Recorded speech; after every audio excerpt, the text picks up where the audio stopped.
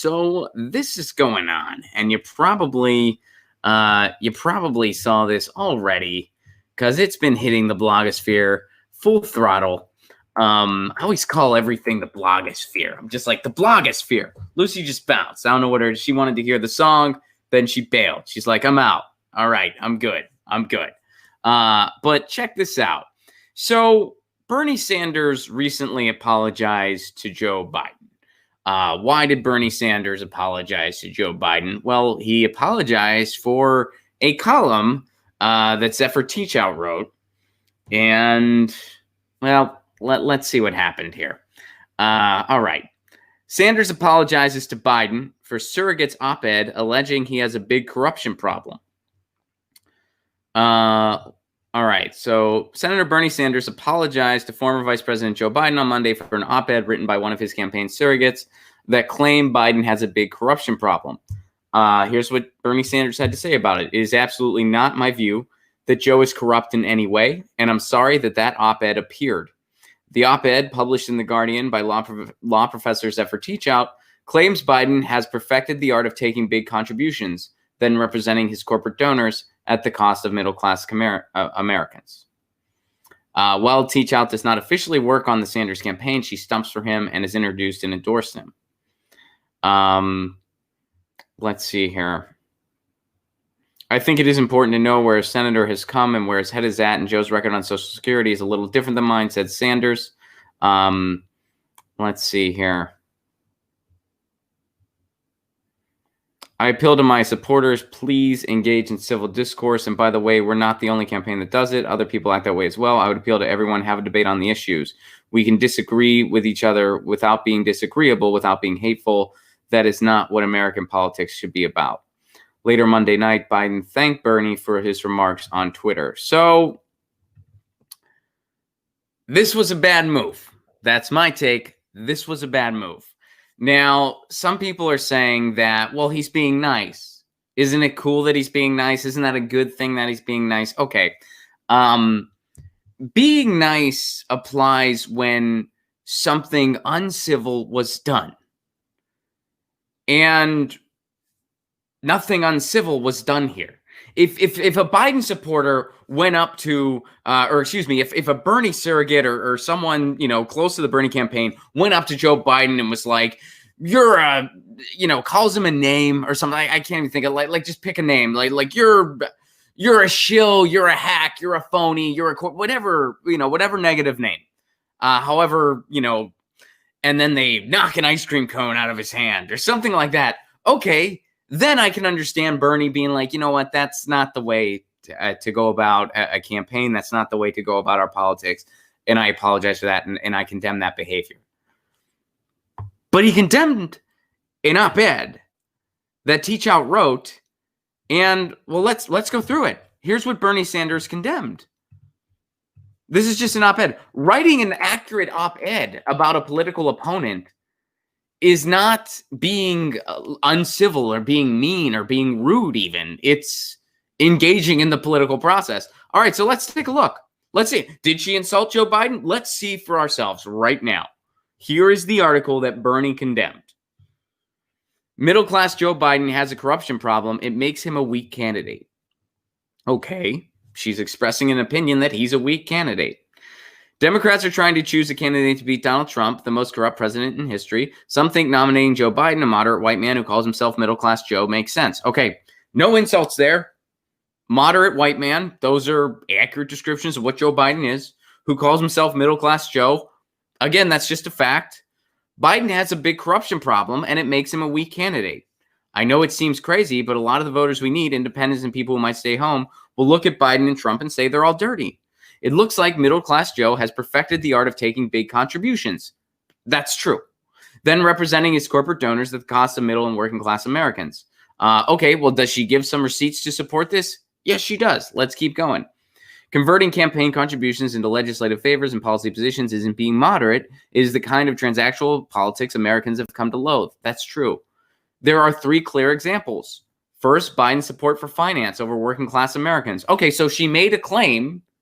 She made a claim about him, and here she is backing it up. She's talking about what she's referring to. First, Biden's support for finance over working class Americans. His career was bankrolled by the credit card industry. That's true. He delivered for it by spearheading a bankruptcy bill that made it harder for Americans to reduce their debt and helped cause the financial crisis. He not only authored and voted for that bill, he split it with Barack Obama and led the battle to vote down Democratic amendments. Okay.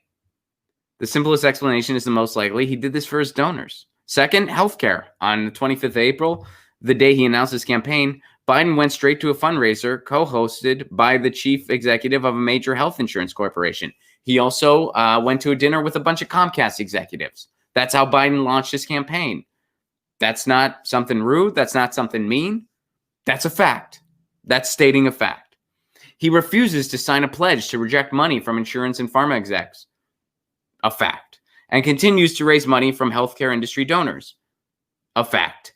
His campaign is being bankrolled by a super PAC run by healthcare lobbyists. A fact. Okay. Third, climate change. Biden signed a pledge not to take money from the fossil fuel industry, then broke his promise. A fact. Right after a CNN town hall on climate change, he held a fundraiser hosted by the founder of a fossil fuel conglomerate. A fact. He is pushing climate policy that has gotten dismal reviews from several leading environmental groups. Okay, you get the idea. You don't need to keep saying a fact, a fact, a fact. This is not some mean smear piece. This is not some rude, uncivil piece. This is just a statement about Joe Biden's candidacy that are backed up with facts. And that's what Bernie is writing off. He's saying this was wrong. So Bernie is wrong here. Bernie is totally in the wrong here. This does not warrant any apology. And to throw a supporter under the bus here at the behest of Joe Biden's feelings is very politically tone deaf, to say the very least. Another issue here is the timing. All right, what has Bernie Sanders done recently? Well, he's done a lot of great things recently. First of all, he went into the New York Times offices and basically told them, our system is failing, the media is failing, Republicans and Democrats are failing the American people, and I don't care about your birthday. That's pretty much what he did, and people loved it. Also, his campaign started calling out Joe Biden's record on Social Security, and people loved it. And when Joe Biden was like, that's a lie, that's not true, people started circulating a bunch of video clips of Joe Biden calling for Social Security cuts over the years. So now what Bernie has done by issuing this apology is that people are going to lump these two events together. Bernie is apologizing for something that deserves no apology whatsoever. That is a piece written about a person running for president that accurately describes their record and expresses concerns because of that record. It does not lob any personal insults at Joe Biden, nothing close. It warrants no apology. None. And Bernie Sanders, and by the way, Zephyr Teachout, not even working directly for the campaign. And yet Bernie Sanders apologizes for it. And now, because of this apology, people are going to associate it with the Social Security thing. They're going to be like, oh, I guess there's nothing to that Social Security thing. Here Bernie is apologizing to Biden. I guess Biden's not that bad, and Bernie's just making it out like Biden's worse than he is. That's what a general voter's going to think. The timing chosen here by the Bernie campaign and by Bernie Sanders himself was very terrible. It was terrible. And you know, to the people who are defending Bernie on this one, saying, well, he's being nice. No, that doesn't apply here. Nothing rude was done to Joe Biden.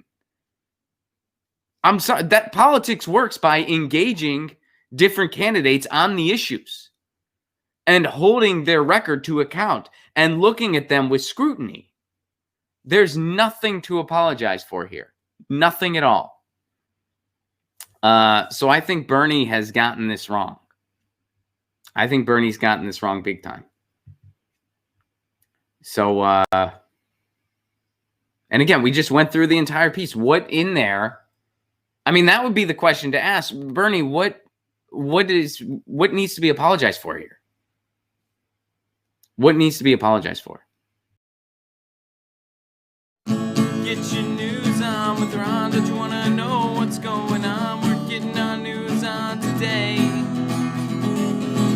Get your news on with Ron. Don't you want to know what's going on? We're getting our news on today.